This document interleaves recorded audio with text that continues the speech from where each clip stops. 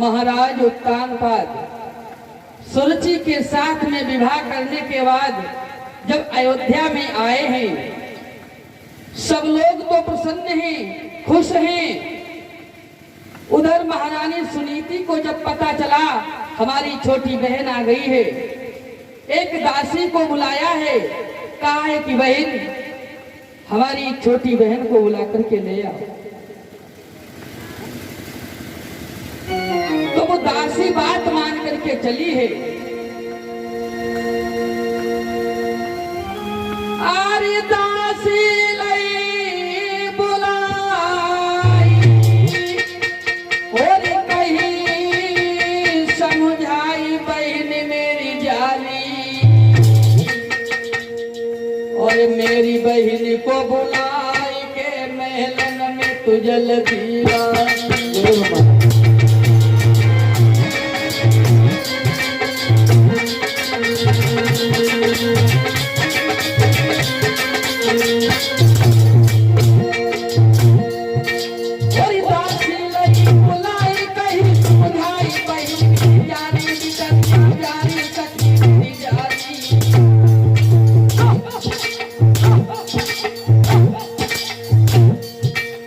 मेरी बहिना को बुलाए के महलन में जल्दी लाली।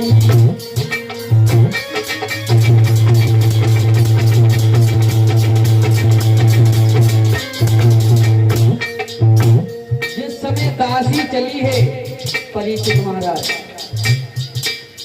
और राजा लोग ने पहले की दासियों चुका मनाए अति रानी से और कई ज्यादा थी, चली है तो चली बिटरिया रंग भवन से मसकती चली मधुरिया उमर को लचका पैर को लचका लगे उमर बल खाए।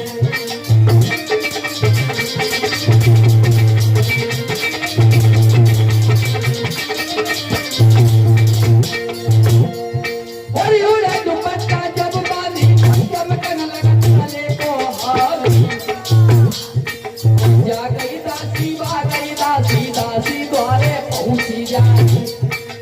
हाथ जोड़ के महारानी ने और दासी ने कही सुनाई, तुम्हें पुराना है रानी जल्दी तुरंत हो तैयार।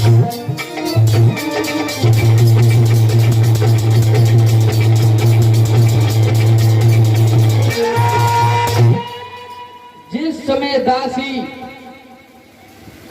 जाकर के पहुंची है द्वार पर, सुरुचि से जाकर के कहा है तुम्हें बड़ी रानी ने बुलाया है। जो बड़ी रानी को नाम सुना सौदान सोई जरी गई। हाँ ए दासी क्या कह रही है बड़ी रानी? हाँ आप बताइए क्या बात? महाराज की पहले भी शादी हो गई, इतने नाराज क्यों हो? पहले भी शादी हो गई, हमें मालूम भी नहीं है। अच्छा तुरंत ही महाराज को बुलाया, महाराज इधर आ जाओ, इधर आ जाओ। कहिए खड़े खड़े क्या देख रहे हो? क्या बताइए क्या बात है? एक बात मुझे बताओ। हाँ जब तुम्हारे पहले एक स्त्री मौजूद थी तो मुझे क्यों लेकर के आए? क्यों लेकर के आए? अरे तो क्या वो भी रहेंगे आप भी रहो? तुम्हें मालूम नहीं है? हाँ बताइए। कि जब एक तुम्हारे रानी थी तो मुझे व्यर्थ ले आए हो, और तो भोग करन को काफी थी, तो भोग करन को काफी थी। मन भाड़ झोंक देखो लाए हो, तो भोग करन को काफी थी।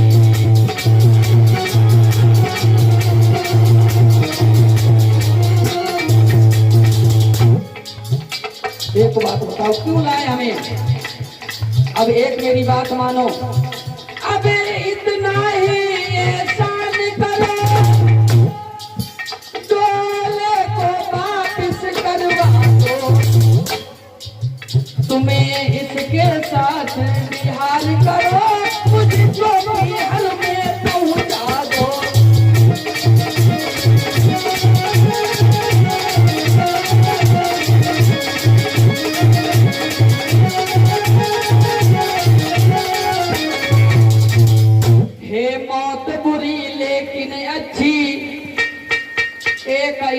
बार वह आती है और सौत बुरी है बहुत, अरे छाती दिन रात जलाती है, सौत यहाँ नहीं रहेगी। परीक्षित महाराज, एक म्यान में 2 तलवारें नहीं रहती हैं, ध्यान रखना, रहती हैं? एक म्यान में 2 तलवारें नहीं रहेंगी, या तो इसे रखो या तो हमें रखो। क्या करें महाराज, कुछ भी नहीं बोल रहे, चुप हैं।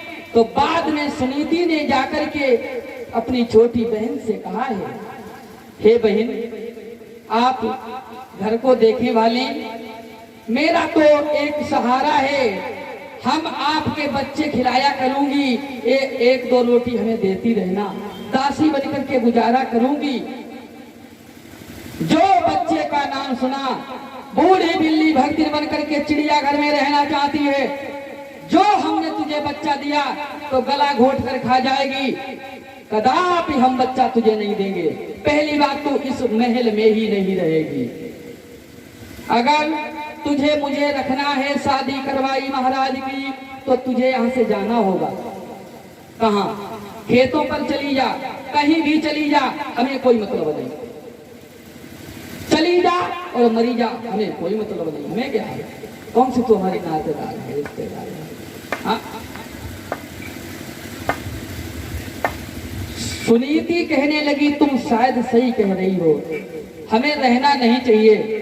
तुरंत ही महाराज उत्तानपाद के पैर छुए और महारानी सुनीति जाकर के खेतों पर रहने लगी और सुरुचि महलों में महाराज उत्तानपाद के साथ में समय बिताने लगी।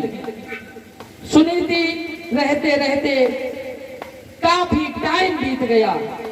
टाइम कितना बीत गया? बताया जाता है 6 महीना बीत गए। जब 6 महीना बीते हैं, बाद में एक दिन महारानी सुनीति सोचने लगी, क्या करें, कैसी प्रभु की लीला है, कैसी परमात्मा की लीला है। आज 6 महीना हो गए, कहाँ सुबह उठते ही उठते हम पति के शुभ दर्शन किया करती थी, लेकिन आज 6 महीना हो गए हमने पति के दर्शन नहीं किए हैं। पति के दर्शन नहीं किए हैं, अब हम क्या करें, इससे तो अच्छा हम मर जाएं। महारानी सुनीति यही सोच समझ करके चल देती है और जाकर के जंगल में सरिता जल ढूंढने लगी मरने के लिए। इधर उधर घूमती रही, जंगल में, भयानक जंगल में पहुंची हैं, मरने के लिए जैसे तैयार हुई, नदी में कूदना चाहा, वैसे ही अकस्मात देव ऋषि नारद आ जाते। नारायण नारायण।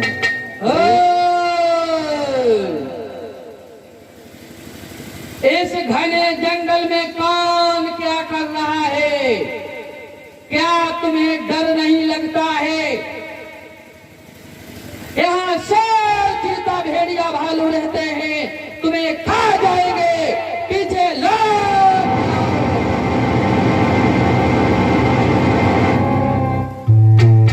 लेकिन जैसे ही कूदने को तैयार हुई, तुरंत ही देवर्षि नारद पास में पहुंचे और रोक लिया।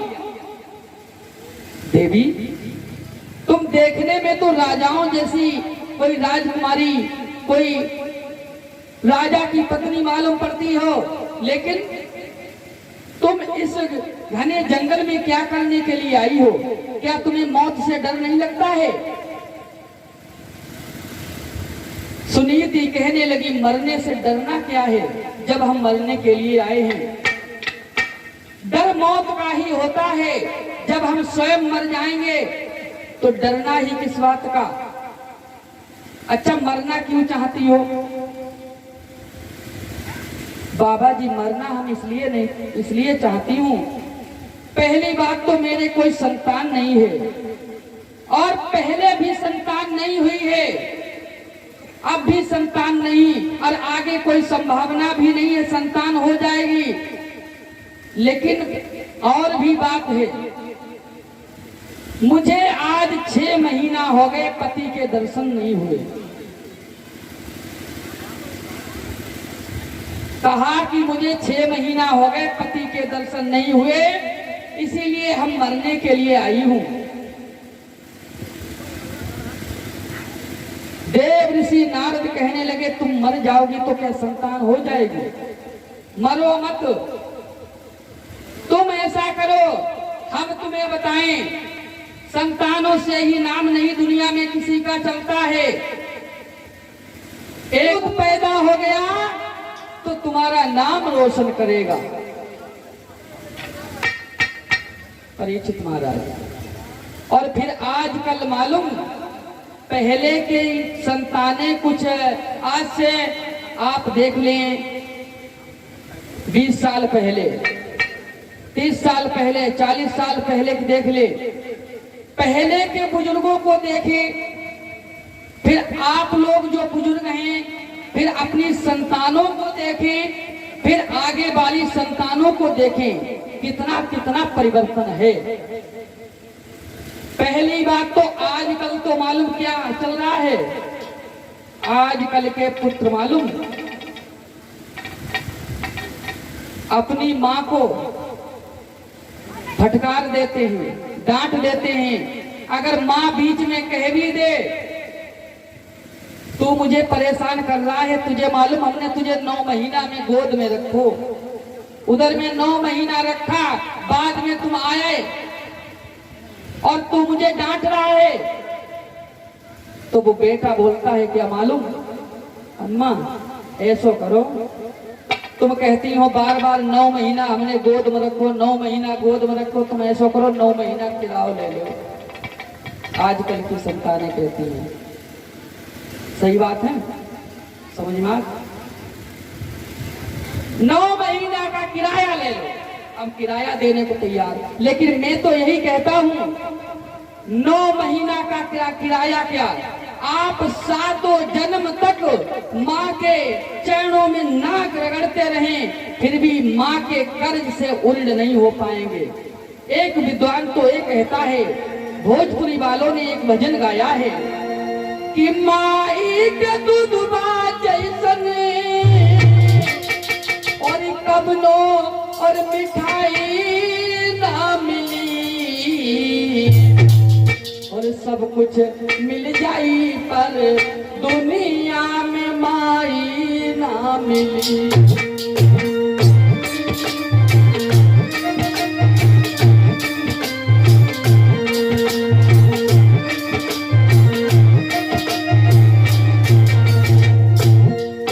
ऐसा आपने कोई देखा होगा, माँ के समान, माँ की ममता के समान, माँ के समान कोई निर्मल प्रेम नहीं होता है। एक माँ का प्रेम, एक परमात्मा का प्रेम, यही एक सत्य प्रेम होते हैं। ऐसा जग में कोई न होई जो ओझा पेट में ले ढोई, ऐसा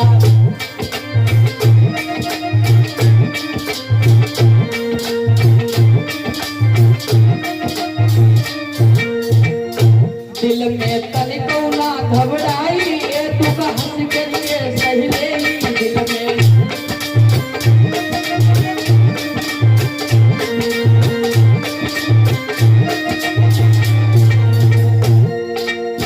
इसीलिए कहना है, अरे माई के दूधवा जैसन, बाबा जी माई के दूधवा जैसन कोई मिठाई ना मिली, और सब कुछ मिल जाए पर दुनिया में माई ना मिली।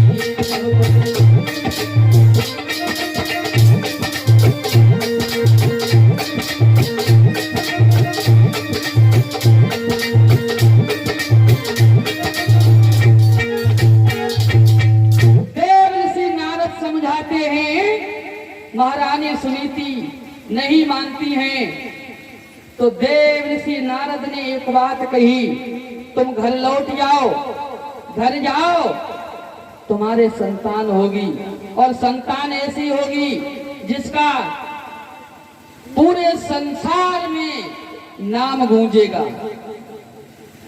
इतनी अबकारी संतान होगी, उसका नाम हर जगह विख्यात होगा। महारानी सुनीति कहने लगी, क्या कह रहे हो बाबा जी, झूठ कह रहे हो, झूठ बोल रहे। एक बात बताओ, 6 महीना हो गए पति के दर्शन नहीं हुए, आप कह रहे हैं संतान होगी, बिना पति के संतान कैसे होगी? बाबा जी कहने लगे, मालूम तुम मेरी बात झूठ मान रही हो, शायद तुम्हें नहीं मालूम, भगवान का वचन भी झूठ पड़ जाए लेकिन संत का वचन कभी झूठ नहीं पड़ता है। क्यों? अरे मोर वचन जाए पर जाए फीका,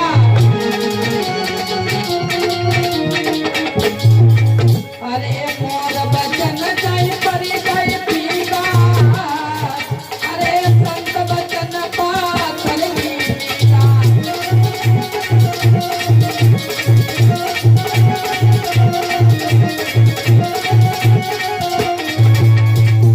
मोर वचन जाए पर जाए फीका, और संत वचन पाथर की लीका। जाओ मेरी बातों पर विश्वास करो, तुम्हारे मन की मुराद अवश्य पूर्ण होगी। एक बात और कही कि गोदी में ललाट रे आए जाए, गोधर लौट जाएगी गोद।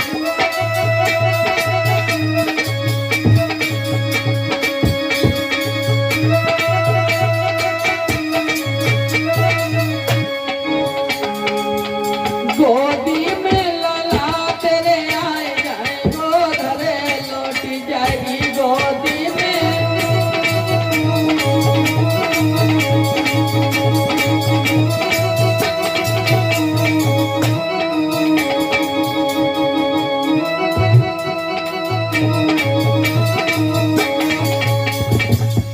कहा तुम्हारी गोदी में पुत्र जरूर आएगा, तुम घर जाओ। देव ऋषि नारद नारायण नारायण गुणगान करते हुए चले जाते हैं, और इधर सुनीति जो है जाकर के वही घाट फूस की झोपड़ी में पहुंच जाती है।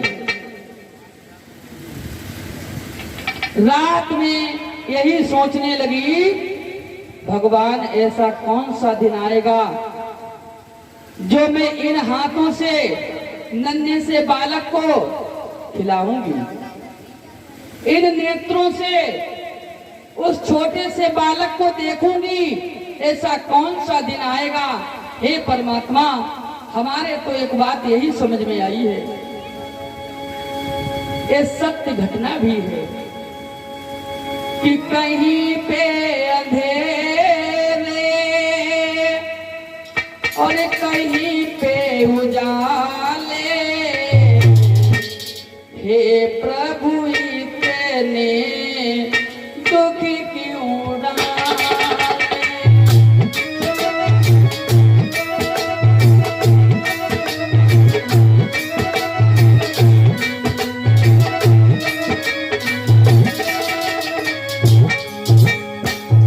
इधर सारी रात बीत गई ऐसे ही बातचीत करते करते।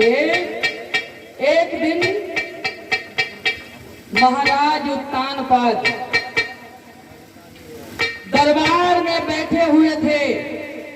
उन्होंने सूरवीर से सरदारों से एक बात कही, आज हम तुम सब लोग जंगल में शिकार करने के लिए चलेंगे।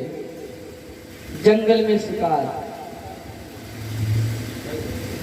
जब महाराज उत्तानपाद सूरवीर सरदारों को साथ में लेकर के जंगल में शिकार करने के लिए चले, तो सुमेर श्री करने और शारदा से समय मनायो, और माता पिता को सुमिरन करके तेरा हाथ उठायो।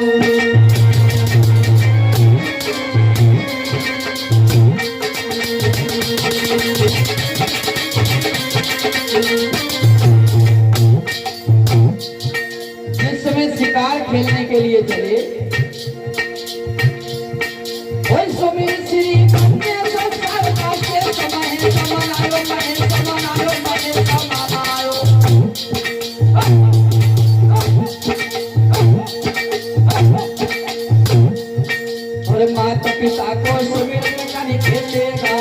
उठायो।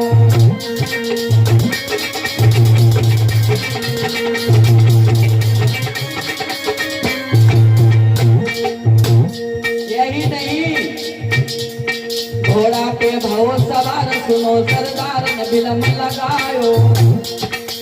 विकट बनी जब राजा घुसी आयो।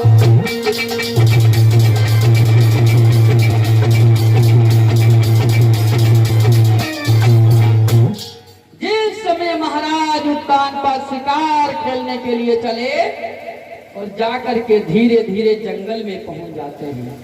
शिकार करते रहे, घूमते रहे, लेकिन एक हिरण का पीछा करते करते महाराज उत्तान पर दूर निकल गए। शूरवीर सरदार जो थे वो पीछे ही रह गए।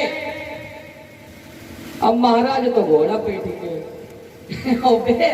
पीछे पीछे, अब कैसे भागे आगे? पीछे ही रह गए। महाराज उत्तान पर दूर जाकर के पहुंच जाते हैं और धीरे धीरे आगे बढ़ते हुए चले गए, लेकिन वो हिरण भी नहीं मिला। बाद में घर लौट करके वापस आ जाते हैं, लेकिन सूरवीर सरदार जो सेनापति थे, महाराज ढूंढे नहीं मिले तो वो पहले ही भाग गए। शाम को जब आए हैं महाराज उत्तान पाद,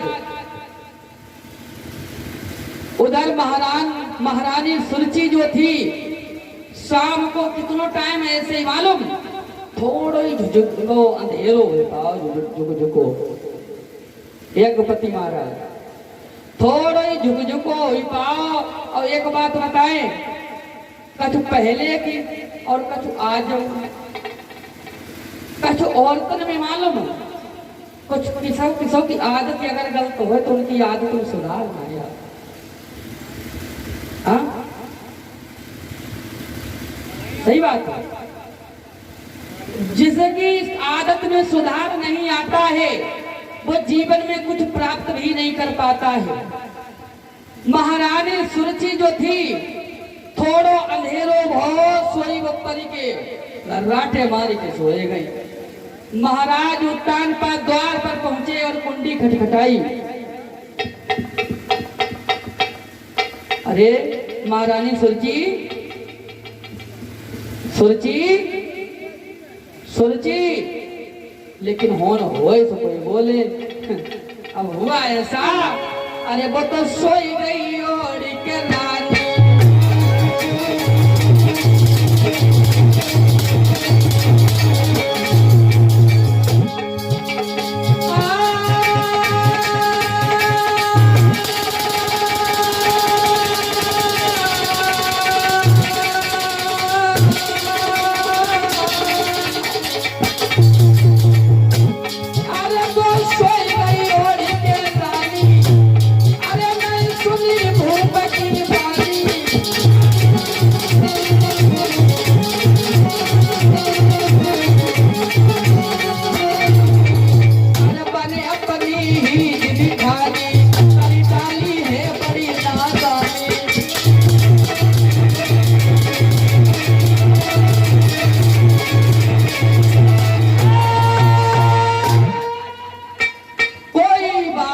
सुनी।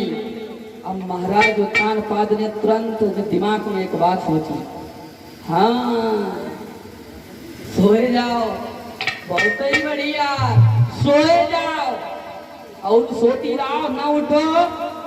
हमारे एक और औरत है और रानी है, हम वहां चले जाएंगे, सोती रहो। बहुत बढ़िया मौका मिल गया। अब महाराज उत्तान पाद दबे ही पैरन फिर पीछे लौटे और धीरे धीरे आगे बढ़ते हुए जा रहे हैं। दूर से उधर महारानी सुनीति ने देखा, हमें लगता है महाराज आ रहे हैं, हमारे स्वामी आ रहे हैं। एक बात मन में सोची, ऐसा तो नहीं सुरुचि को मन ना भरो हो, सोई हमें मारने के लिए भेजो हो। हाँ, अब कोई बात नहीं, अच्छा है पति के हाथों मेरी मौत हो जाएगी, आने दो। महाराज उत्तानपाद जब पास में पहुंचे हैं, महारानी सुनीति ने हाथ पकड़ करके बैठा लिया है। कहाँ मालूम, कोई हो न, चारपाई तो पड़ी ना थी, हम ना कोई बेड पड़ो तो ना कोई सोफा तो, अब हो न खेतन में कहा रखो। एक टूटी चटाई पड़ी हुई थी, जहां तक टूटी फूटी फटी बताई ना, उस चटाई को ऐसे झाड़ा और बिछाया, बैठा लिया महाराज को। महाराज उत्तानपाद कहने लगे, प्रिय सबसे पहले तो हमें भोजन करवाओ, हमें भूख लगी है। अब महारानी सुनीति कहने लगी, क्या करें, लेकिन एक बात बताएं, उस दिन महारानी सुनीति ने एक रोटी जो जौ की थी वो बचा करके रख ली थी, खाई नहीं थी। एक नमक की कंकड़ी थी, महाराज उत्तानपाद को उठा करके दे दिया। अब कहां 56 प्रकार के भोजन करने वाले महाराज उत्तानपाद वो सूखी रोटी एक नमक की कंकड़ी के साथ में खाने लगे। अब भूख में कुछ नहीं देखा जाता है। जब भूख लगी हो जोर से तो 56 प्रकार का भोजन क्या, चाहे रूखा सूखा हो, चाहे कैसा भी हो जलाल, वो सब बढ़िया लगता है। और जब भूख ना होए तो रबड़ी खाने को दे दो, सोना ही बढ़िया लगता। कुछ लोग होटल से खाना खाए के आत और संजा घर ही जात और पत्नी पर रुआब दिखाओ, जा में नमक ज्यादा है, जा में मिर्चा ज्यादा है। क्यों? भूख ही ना लगी। जब भूख नहीं लगती है तो कुछ भी नहीं बढ़िया लगता है। लेकिन महाराज उत्तानपाद ने बड़े प्रेम से वो रूखी रोटी नमक के साथ में खाई है। ये क्या प्रमाण दे रहे हैं? इसमें ये सलाह मिल रही है, ये प्रेम मिल रहा है। भगवान भी यही करते हैं कि हरि व्यापक सरे वस्त्र समाना और प्रेम ते प्रकट होय महि जाना।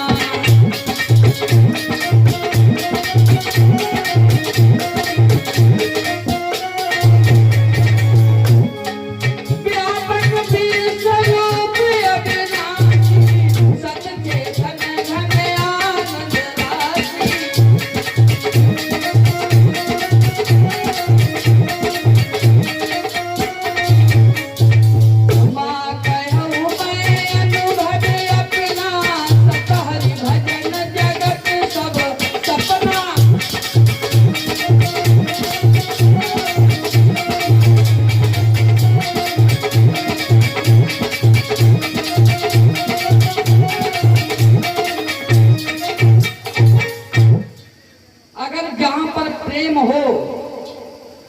तो कुछ भी नहीं देखा जाता है। भगवान भी प्रेम से प्रकट होते हैं। प्रेम में कुछ भी रिश्ते नाते नहीं देखते हैं। प्रेम के बंधन में भगवान भी बंध जाते हैं। भक्तों ने हमको नाना भांति नचाए। भगवान भी कहते हैं भक्त हमें नाना विध से नचाते हैं प्रेम में बांधने के बाद। उसी प्रकार से महाराज उत्तानपाद प्रेम से वो भोजन करते हैं और बाद में बातचीत करने लगे। दोनों प्राणी बैठ जाते हैं, बातचीत करते रहे बैठे बैठे। ऐसे ही आधी रात हो गई। आधी रात से 1 बजा, 2 बजे, 3 बजे और 3, 3:30 बजे उधर चपरासी ने घंटा बजाओ टन। तो महाराज उत्तानपाद की और जगत कहते आंखें थोड़ी ऐसे नीचे तो होते ही बतला ही रहे थे, लेकिन आंखें बाद में खुली और उठ के बैठ गए और सोचने लगे अब ऐसा करें हमें चलना चाहिए।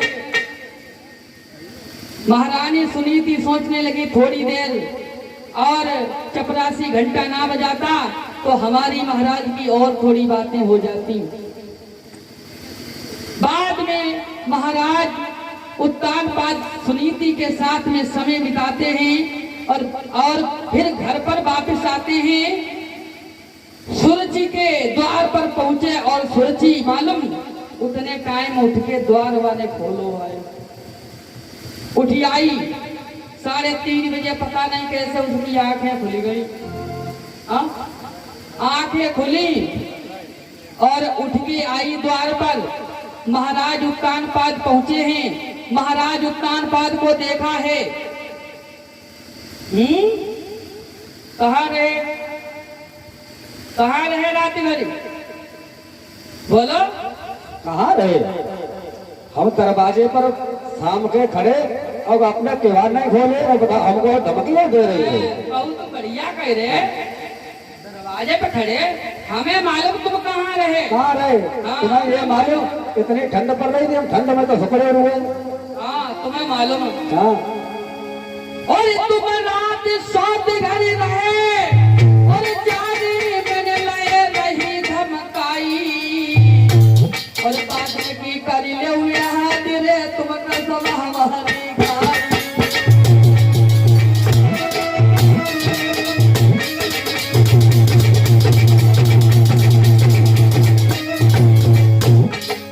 हमें मालूम तुम कहाँ रहे, तुम भूल गए भी हो।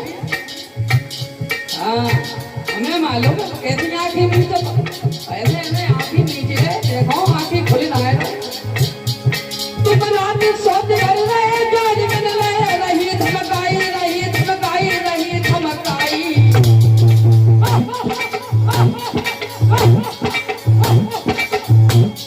बात की पहले हुई याद रे तुम सब हमारी भाई।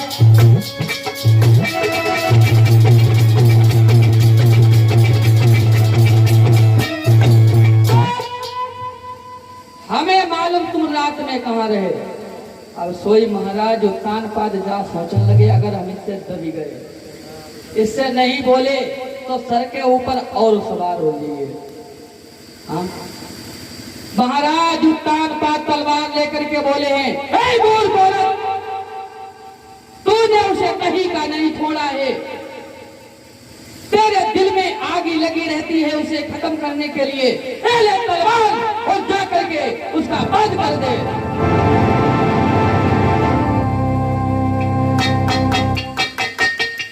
अब सोई नीचे आए गए, जब तलवारी को ना बोलो उनने जा सोची। अब महाराज ज्यादा गुस्सा हो गए, सोई नीचे आए गई।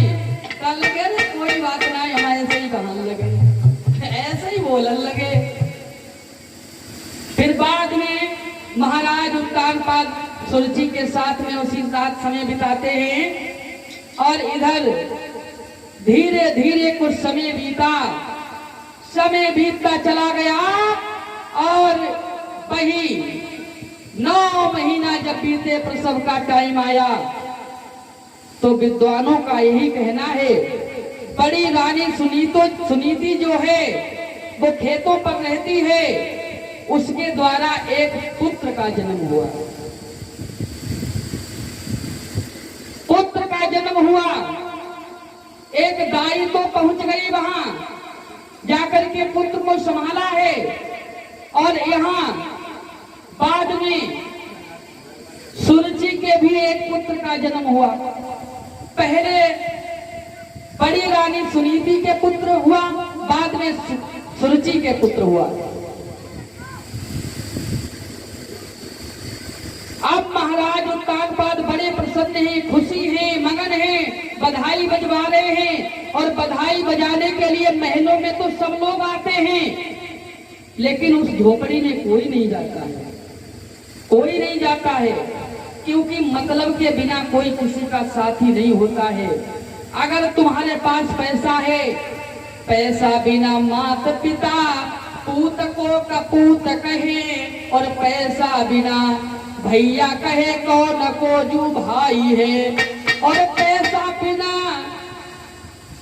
सासु कहे कौन को जमाई है, और पैसा बिना ठोकर दे जाती लुगाई है।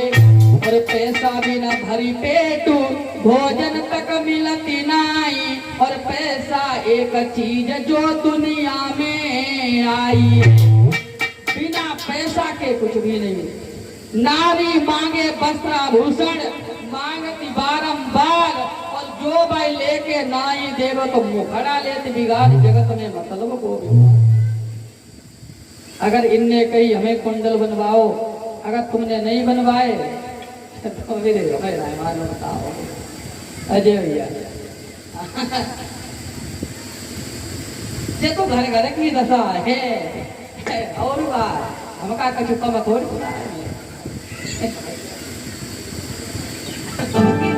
भैया बैरान दियो और घर में कोई सीएम भी नहीं। माफ करें, ये तो विनोद वाली बातें हैं।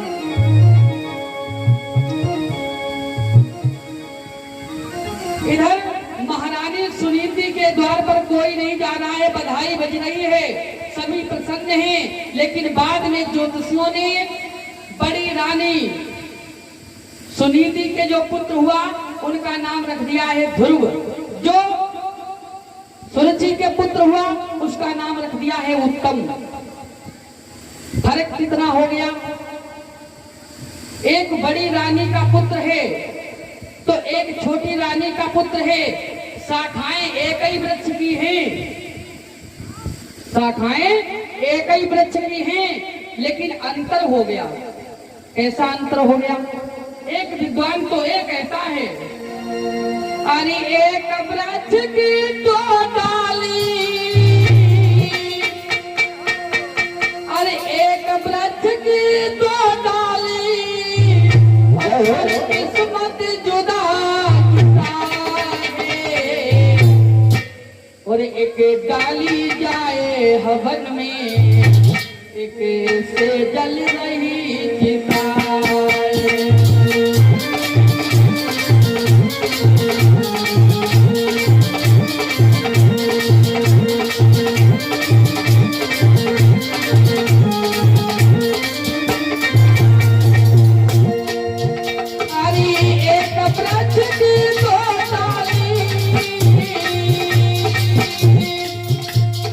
किस्मत जुदा जुदा है, एक डाली जाए हवन में, एक से जल रही चिता है।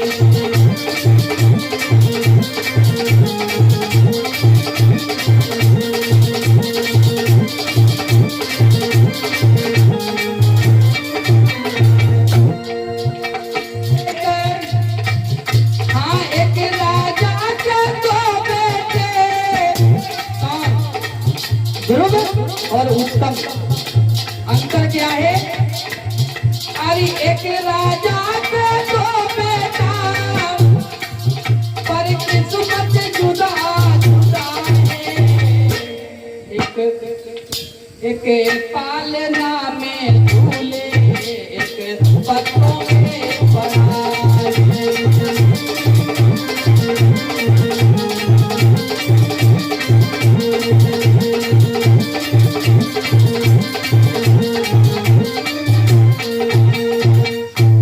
अंतर इतना हो गया, एक पालना में झूल रहा है, एक ऐसे पत्तों पर पड़ा है रो रहा है, कोई देख नहीं रहा है। धीरे धीरे कुछ समय बीता। उत्तम और ध्रुव जब 5 साल के हो जाते हैं, लेकिन दोनों में प्रेम बढ़ गया, दोनों में मित्रता हो गई, दोनों भाई साथ साथ में रहते हैं। एक दिन उत्तम ध्रुव को बुला करके, जहां महाराज का दरबार लगा हुआ है, महाराज ऊंचे से सिंहासन पर बैठे हैं, और जाकर के ध्रुव और उत्तम उसी दरबार में पहुंच जाते हैं। महाराज उत्तानपाद ने देखा है, अरे उत्तम और ध्रुव, उत्तम को तो हम रोज गोद में लेते हैं, लेकिन ध्रुव को आज तक हमने गोद में नहीं लिया। तुरंत ही ध्रुव को पास में बुलाया और गोद में बैठा लिया। उत्तम को उंगली पकड़ाई, वो खड़ा है नीचे। लेकिन मालूम है तुम्हें, उसी बीच में एक समझ गए चुगीला, और चुगीला चूकत है नहीं, गाय का हो चाहे रोए, घर घर फूट कराई दे, और करे एक के दोए। चुगीला का काम है घर में लड़ाई करवाना किसी के लिए, इधर की उधर, उधर की इधर, ऐसे ही करता रहता है। और एक आध गांव में यूं आपके सबक के गांव कह नहीं ना है हमारे गांव, हरी जगह। तो चुगीला ने देखा, और एक बात बताएं, चुगीला को बात अगर आपकी बढ़िया ना लगे तो ऊँट दबाएगा, कहीं कांच दबाएगा, कहीं कुछ भी करेगा। अगर उसकी बात अच्छी, उसे आपकी बात अच्छी नहीं लग रही है, हमारी बात बढ़िया लगत ना है। तो चुगीला ने सोचा, अरे महाराज उत्तानपाद ने ध्रुव को गोद में बैठा लिया, उत्तम को उंगली पकड़ा दी। तुरंत ही वहां से भागा और जाकर के सुरुचि को सब बात बता दी। अब सुरुचि मालूम, जो अपनी रुचि में मस्त रहे भाई। तुरंत ही सुरुचि के शिष्टाचार देखिए, अगर सही घरवाली होगी तो भाग के ना जाइए। सुरुचि जो थी भरी सभा में भाग करके पहुंची और महाराज उत्तानपाद से कही, तुम्हारी अकल ठिकाने पर है कि नहीं? कहां सर के ऊपर गधा चढ़ाया है? क्या कर रहे हो? तुम्हें कुछ मालूम है कि नहीं मालूम?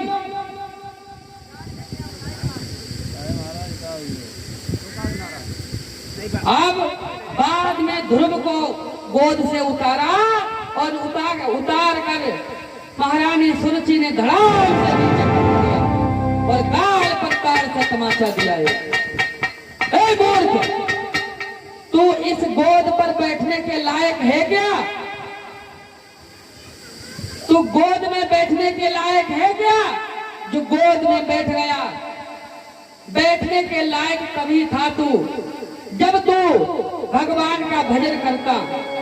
और बोली है, यदि पूर्व जन्म में हो पापी और थोड़ा सा भजन किया होता तो उत्तम के बदले तूने मेरी कोख से जन्म लिया होता।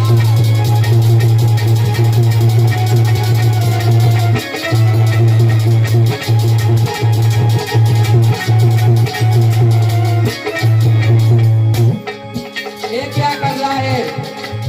गोद में बैठ रहा है।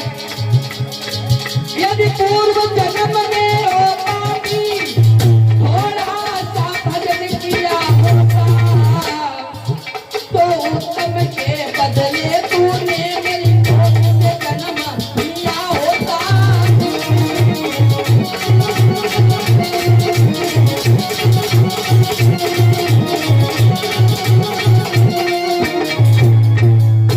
यदि थोड़ा भी, अगर थोड़ा सा भी तूने भजन पूर्व जन्म में किया होता तो उत्तम के बदले तूने मेरी कोख में जन्म लिया होता।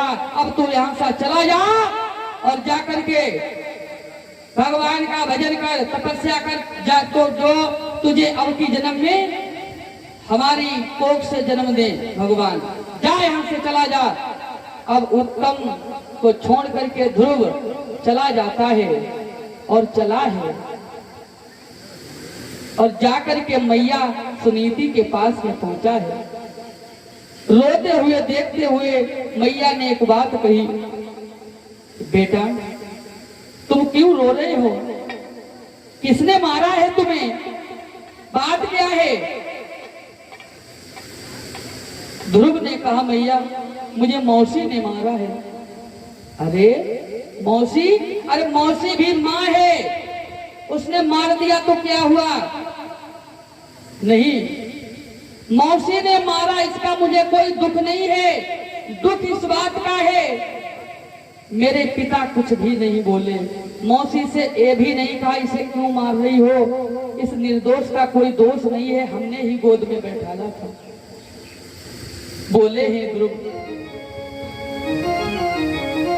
हरि रोई रोई कहे ध्रुवे सुकुमारी, और मैया मोय मौसी ने मारो।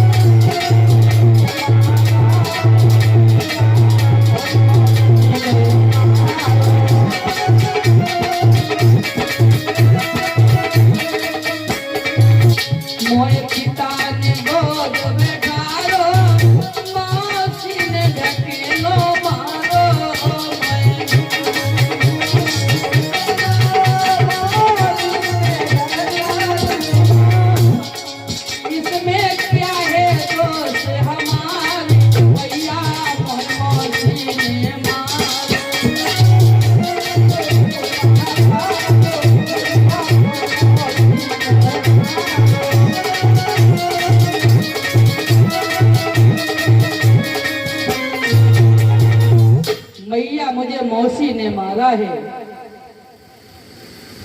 तो मैया ने एक बात कही, बेटा तुम्हारे अगर वो पिता होते तो तुम्हें गोद में बैठा नहीं लेते।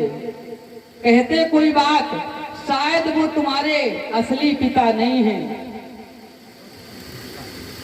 ध्रुव कहने लगा, मैया तो फिर मेरे असली पिता कहाँ हैं? कहा कि असली पिता तो तुम्हारे परमात्मा हैं, सच्चिदानंद भगवान, जो जंगल में तुम्हें मिलेंगे। भगवान का जब भजन करोगे, तपस्या करोगे, तो वही असली पिता है। वही तुमको जो एक बार गोद में बैठा लेंगे तो तुम्हारा जीवन बदल जाएगा। किसी की और की गोदी नहीं तुम चाहोगे, अगर वो तुम्हें एक बार गोद में बैठा लेंगे। तो मैया हम पिता को ढूंढने के लिए जाएंगे। मैया सुनीति कहने लगी, बेटा तुम अभी मत जाओ, तुम अभी छोटे हो। बात बना करके एक बात कही है कि मैया बोली रोटी खाई ले, मैया बोली रोटी खाई ले, मैं सब्जी मांग के लाती हुई, मैया बोली रोटी खाई ले।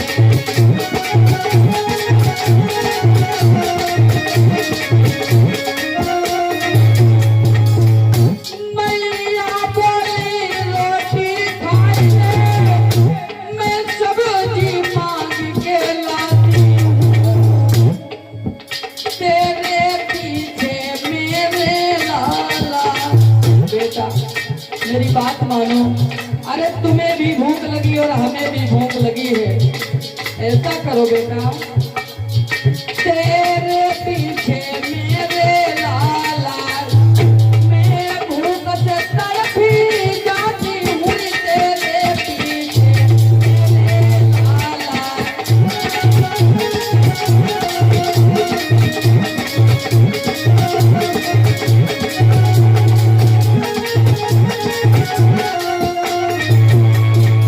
बेटा भोजन कर लो पहले, बाद में कहीं चले जाना, और फिर अभी मत जाना, जब बड़े हो जाना तब जाना। भैया एक बात बताओ, मंदिर में घुसा करके मोरी की तरफ खींच रही हो? हाँ, मंदिर में घुसा दिया, भगवान के दर्शन करा दिए, बाद में कह रही हो कि पीछे लौट जाओ। नहीं भैया, मैं तो जाऊंगा जरूर। बाद में ध्रुव ने अपनी मैया के पैर छुए, मैया मना करने लगी, बेटा मत जाओ। तो ध्रुव ने एक बात कही, मैया हम जाएंगे तो जाएंगे जरूर। हे मैया, तुम ये समझ लेना, तुम्हारे कोई संतान ही नहीं हुई। हम अगर लौट करके जीवित आ गए तो तुम्हारी आकर के सेवा करेंगे, और ना आ पाए तो यही समझ लेना तुम्हारे कोई संतान नहीं है। नहीं हुई संतान तुम्हारे, अपना कलेजा पत्थर का कर लेना मैया। और बोले है, हारे छुई मैया के पाँव रे, हर ध्रुव ने बात उचारी।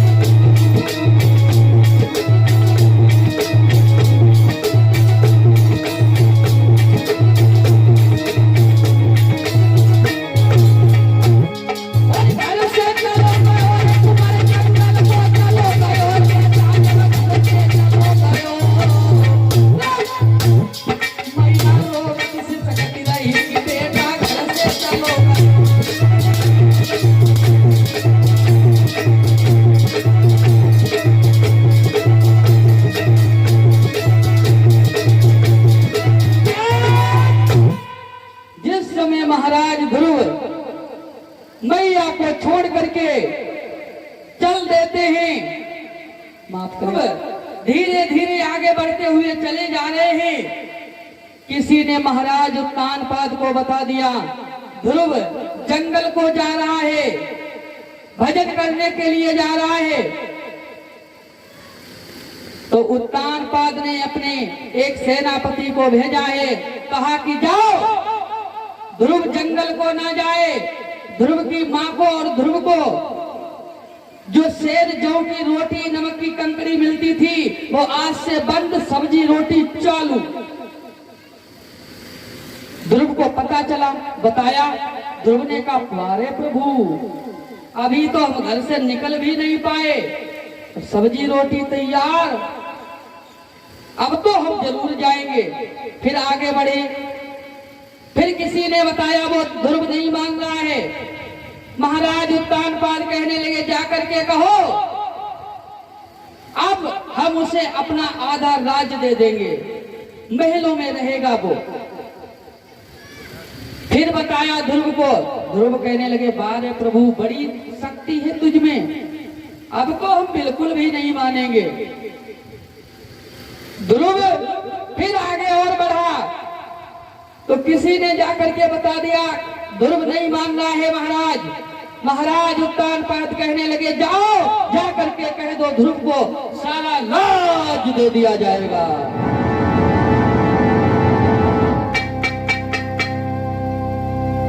महाराज उत्तानपाद ने कह दिया कि सारा राज ध्रुव को दे दिया जाएगा। जाकर के सेनापति ने बताया है ध्रुव को, ध्रुव बारे प्रभु, परमात्मा तेरी लीला बड़ी निराली है, तेरे खेल बड़े अजब निराले हैं। अब तो हम बिल्कुल भी नहीं मानेंगे। अभी हम जंगल में पहुंचे भी नहीं, इतना सब कुछ मिल रहा है, और परमात्मा को अगर प्राप्त कर लिया तो पता नहीं क्या से क्या हम बन जाएंगे, क्या मिल जाएगा। यही परीक्षा होती है महाराज बाबा जी, यही परीक्षाएं होती हैं इंसान की जीवन में। कैसी? जैसे माँ होती है, एक छोटा सा बच्चा होता है, माँ कब तक दूध नहीं पिलाएगी? जब तक बच्चा रोएगा नहीं। अगर थोड़ा बच्चा रोया, अम्मा गई तो जाएगी झुंझुना पकड़ाए दो बच्चा। अगर कोई बच्चा ज्यादा माँ से मतलब नहीं तो वो चुप जाएगा। और इसी बीच में अगर कोई बच्चा अगर भूखा होगा, वो झुंझुना फेंक कर रोने ही लगेगा। तब माँ जाकर के दूध पिलाएगी। उसी प्रकार से परमात्मा भी यही करते हैं। जब कोई भगवान को प्राप्त करने के लिए भगवान का ध्यान करता है, उसके जीवन में झंझटें बहुत आती हैं, कष्ट बहुत आते हैं, मुसीबतें बहुत ज्यादा आती हैं। भगवान भी आते हैं, झुंझुना पकड़ाते हैं भक्त को और चले जाते हैं। लेकिन भक्त अगर झुंझुना में मस्त हो गया तो कुछ प्राप्त नहीं कर पाएगा। क्यों? झुंझुना क्या है? आपको झुंझुना भगवान कौन सा पकड़ा देते हैं? जो भगवान को भूल जाते हैं।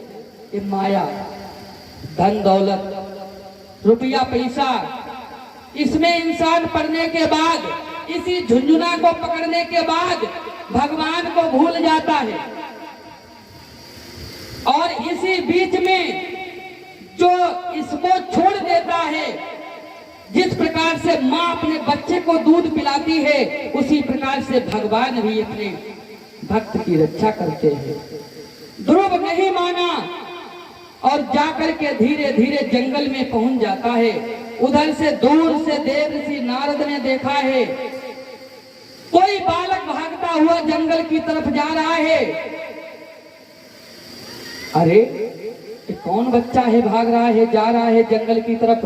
आगे तो शेर, चीता, भालू, भेड़िया रहते हैं। तुरंत ही दूर से ही आवाज लगाई, ए बालक, इस घने जंगल में भागता हुआ मत जा। तुझे डर नहीं लग रहा है मालूम? कि नादान बन आगे मत बढ़े, वरना तो फिर पछताएगा। अरे कोई शेर, भालू, भेड़िया तुझको हम उठा ले जाएगा। कोई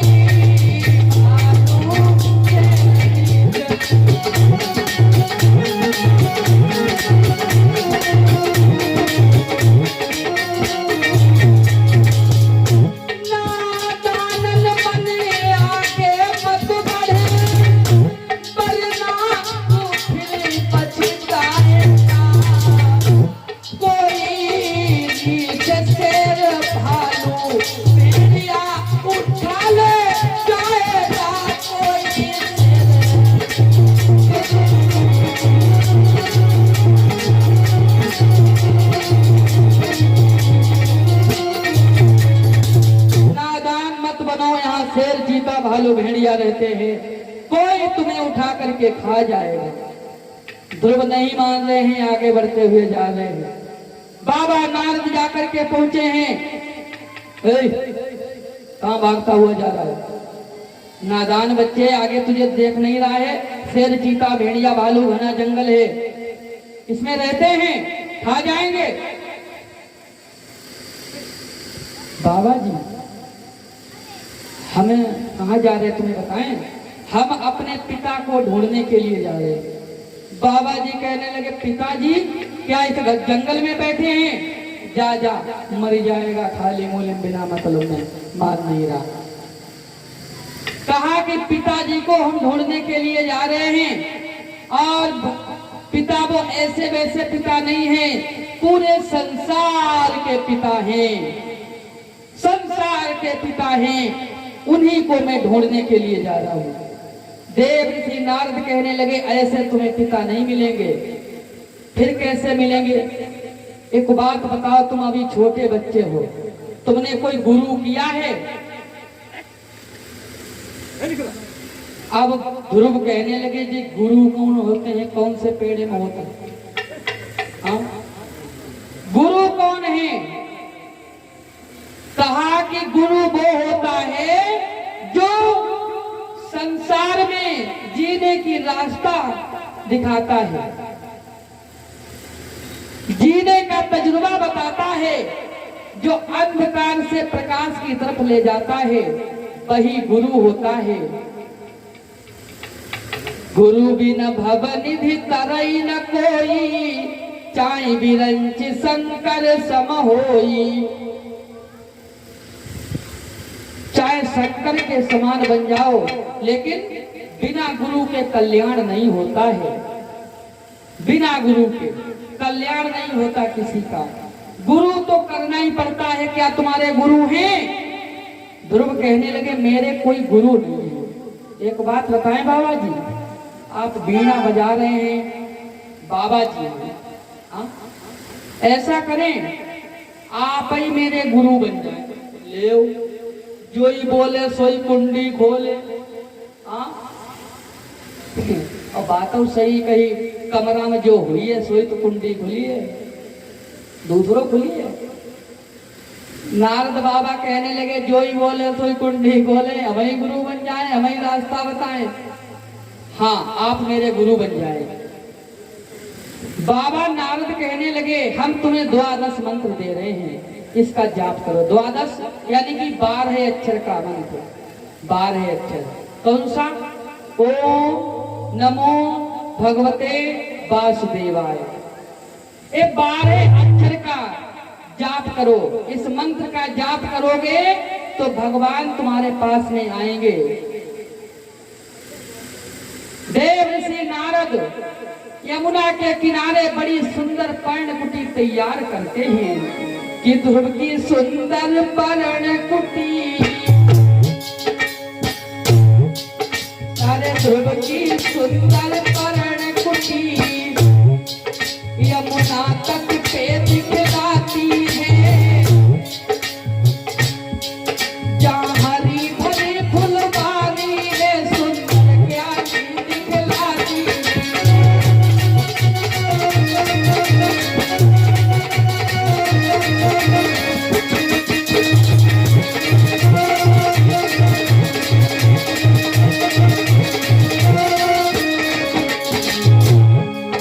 अरे ध्रुव की सुंदर पर्णकुटी,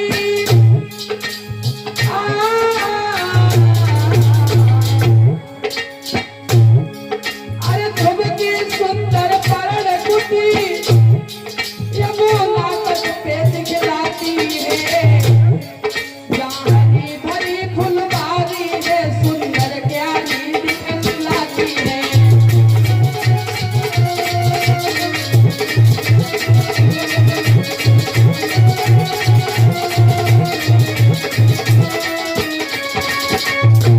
सुंदर पर्णकुटी को बनाया और वहीं पर ध्रुव भगवान का ध्यान करने लगे, तपस्या में बैठे। पहले एक दिन बैठे रहे। एक बात बताएं, आसन भी बांधना पड़ता है। फिर बाद में उठे, कुछ फल रखे थे उनको लिया, खाया, पानी पिया, फिर बैठ गए। 7 दिन की लगी, फिर बाद में 27 दिन की समाधि लगाई। लेकिन ऐसा हुआ कि कछु दिन खाए बार बतासा, और कछु दिन किए कठिन उपवासा।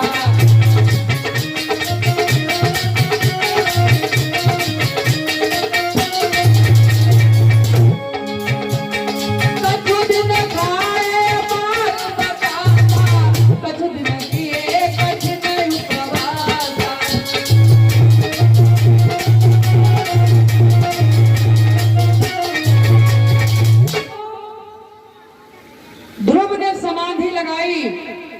बाद में समाधि जब बार बार टूट जाती है, एक दिन देव ऋषि नारद आ जाते हैं और आकर के कहते हैं बेटा ऐसे समाधि मत लगाओ, ऐसे समाधि लगाने से तुम्हें भगवान की प्राप्ति नहीं हो पाएगी, फिर क्या करो?